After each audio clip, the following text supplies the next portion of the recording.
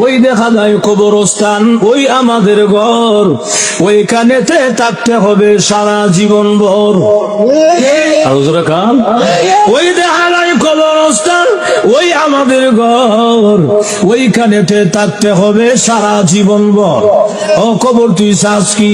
টাকা পয়সা নেসনি, সুদ ঘুষ কাসনি বলে না, টাকা পয়সা নেই না, সুদ ঘুষ খাই না, মুমিন বান্দা পাই না। একজন যদি পাই এমনি জান্নাতের বাগান হয়ে যায়।